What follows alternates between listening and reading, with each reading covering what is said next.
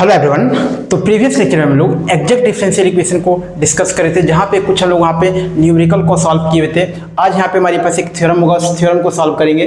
क्या हमारे पास है कि the necessary and sufficient condition for the differential equation m dx plus n dy is equal to 0 where m and n are the function of x and y is exact is that del m upon del y is equal to del n upon del x।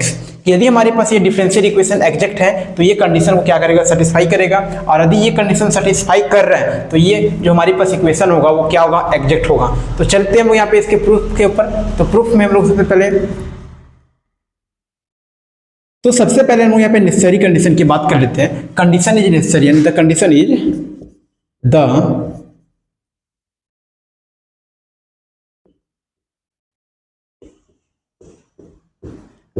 Is necessary कि सबसे पहले necessary condition में हम लोग लेके चलते हैं कि लेट अस सपोज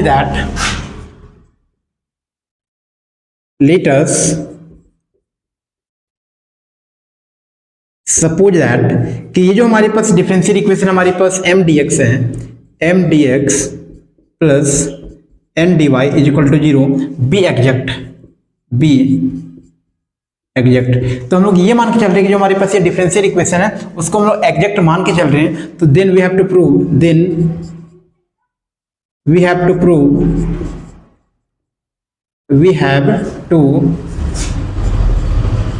प्रूव तो हम लोग ये यहाँ से प्रूव करेंगे कि यदि हमारे पास ये डिफरेंशियल इक्वेशन एग्जैक्ट है तो उस केस में हमारे पास क्या होगा कि डेल m अपॉन हमारे पास del y is equal to हमारे पास क्या हो जाएगा, del n upon del x होगा। तो ये हम लोग प्रूव करेंगे। अब यहाँ पे हम लोग ये देखते हैं कि यहाँ पे हमारे पास कंडीशन में कि यदि हमारे पास माने है गिवन दैट कि m dx plus n dy is equal to 0 हमारे पास एग्जैक्ट डिफरेंशियल इक्वेशन है, तो इसके लिए हमारे पास क्या होगा, एक हमारे पास x एंड y में एक हमारे पास फंक्शन क्या होगा, एग्जिस्ट करेगा। मान लेते हैं हमारे पास u x y कि u x y हमारे पास कोई फंक्शन होगा जिसका ये हमारे पास क्या होगा, एग्जैक्ट डिफरेंशियल इक्वेशन होगा। कि हम यहाँ पे बोल सकते हैं कि m dx जो हमारे पास कि m dx plus n dy is equal to 0, ये हमारे पास इज एग्जैक्ट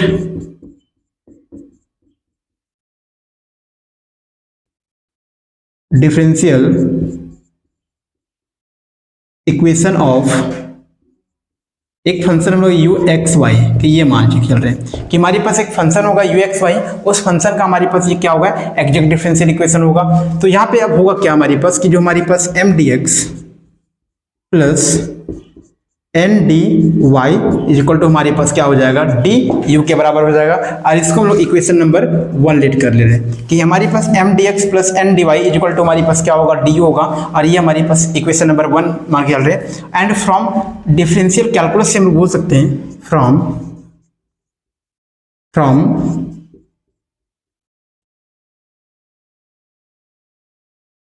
डिफरेंशियल कैलकुलस कि कैलकुलस से हम लोग यहाँ पे डी का वैल्यू बता सकते हैं कि जो डी हमारे पास होगा ये डी किसके बराबर होगा, ये हमारे पास डेल यू हमारे पास del you upon del x into d x and plus del you upon हमारे पास del y into d y के बराबर होगा। इसको हम लोग मान के चल रहे हैं इक्वेशन नंबर ये 2 होगा कि डी यू का वैल्यू हमारे पास del you upon del x into d x plus del you upon del y into d y होगा। ये हम इक्वेशन नंबर 2 मान के चल रहे हैं। From 1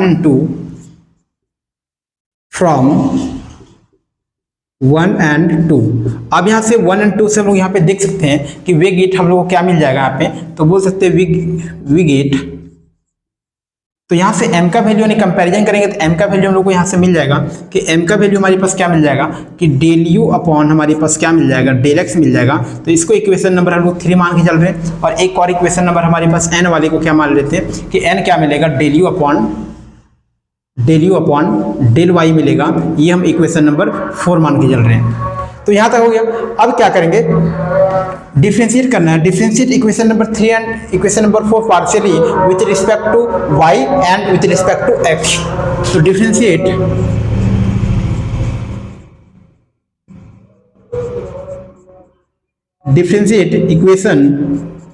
equation number 3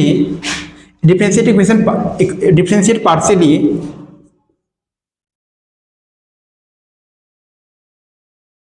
equation 1 with respect to y and equation number 4 with respect to x। तो ये हम करेंगे कि जो हमारे पास इक्वेशन नंबर 3 हमारे पास है, इस इक्वेशन नंबर 3 को हम पार्शियली डिफरेंशिएट करेंगे हम लोग किसके रिस्पेक्ट में, y के रिस्पेक्ट में, और ये हम क्या करेंगे इसको x के रिस्पेक्ट में करेंगे। तो हम लोग को यहाँ से क्या मिल जाएगा कि ये हमारे पास जो हमारे पास हो जाएगा कि यहाँ से हमारे पास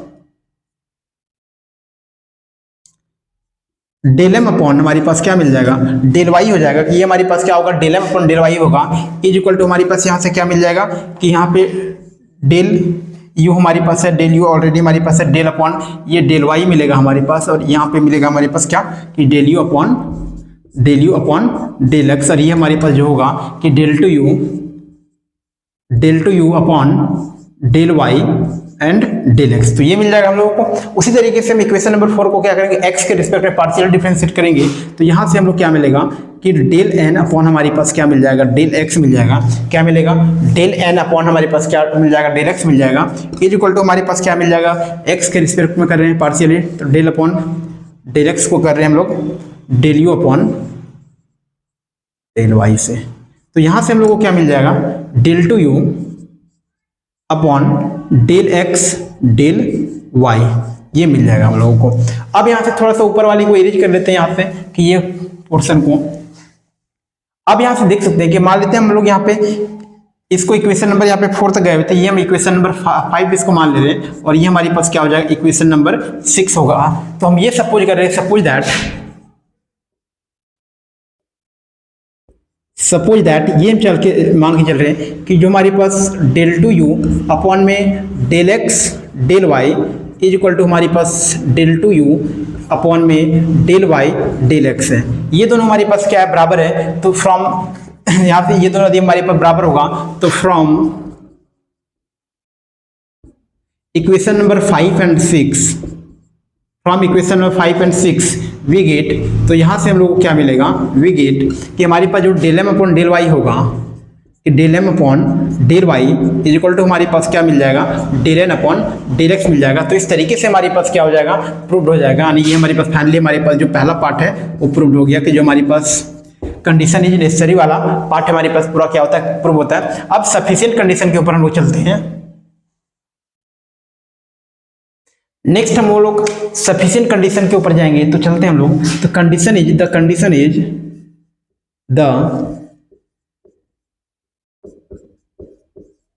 condition is sufficient.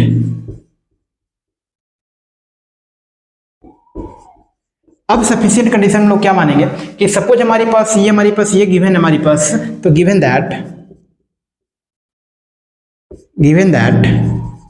Sufficient condition में क्या हमारे पास है कि डेल एम अपॉन हमारे पास कि del Y is equal to हमारे पास क्या है, del n upon del x है। Then we have to prove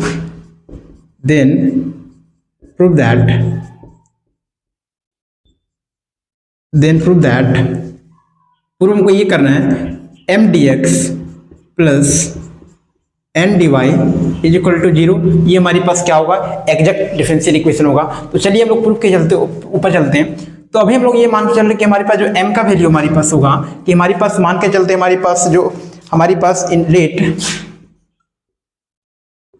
integration of m dx, हमारे पास जो इंटीग्रेशन हमारे पास m dx का जो इंटीग्रेशन हम लोग मान के चल रहे हैं कि हमारे पास ये हमारे पास फाई के बराबर है। कि मान लेते हैं हमारे पास जो m dx का जो इंटीग्रेशन मिलेगा ये हमारे पास फाई के बराबर होगा। कि यहाँ पे जो इंटीग्रेशन है ये इंटीग्रेशन हमारे पास सिर्फ और सिर्फ x के रिस्पेक्ट में होगा कि y का टर्म सारे हमारे पास क्या होगा, कांस्टेंट होगा। डिनोट्स इंटीग्रेशन ये हमारे पास क्या करेगा, denotes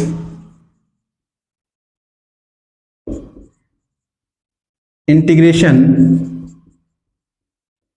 with respect to x के रिस्पेक्ट में इंटीग्रेट करेंगे एंड y कांस्टेंट। y यहाँ पे क्या मान के चलेंगे, ये हमारे पास क्या होगा, कांस्टेंट होगा। तो इस केस में यहाँ से हम लोग m का जो वैल्यू मिलेगा कि देयरफॉर हम बोल सकते हैं m इज इक्वल टू हमारे पास क्या हो जाएगा कि m का वैल्यू हम लोग को यहाँ पे मिलेगा del phi del phi upon हमारे पास क्या मिल जाएगा, डेल एक्स के बराबर यहाँ से हम लोगों को फाइनली मिल जाएगा कि m is equal to del phi upon del X मिलेगा। अब यहाँ से हम लोग देखते हैं कि हमारे पास जो गिवन हमारे पास कंडीशन है क्या दिया गया है कि del m upon del Y is equal to del n upon del X के बराबर दिया गया है। तो यहाँ से हम बोल सकते हैं अगेन,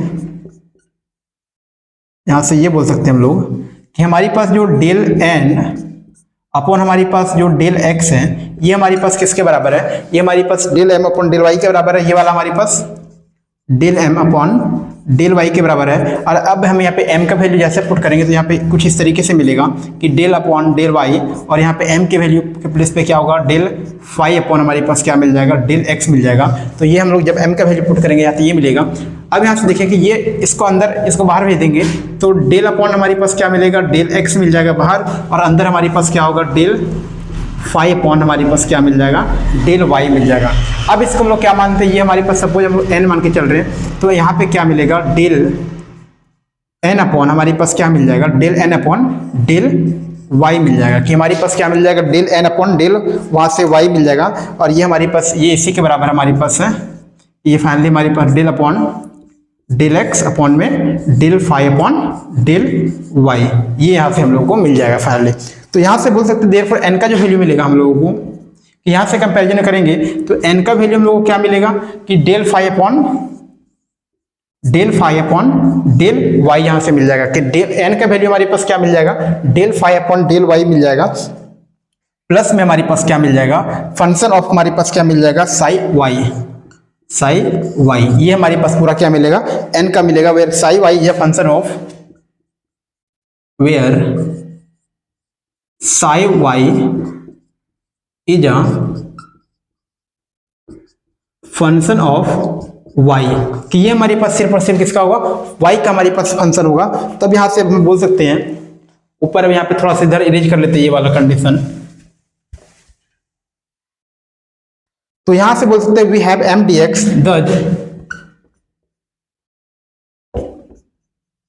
वी हैव क्या था हमारे पास, m dx plus n dy, कि m dx plus n dy हमारे पास था।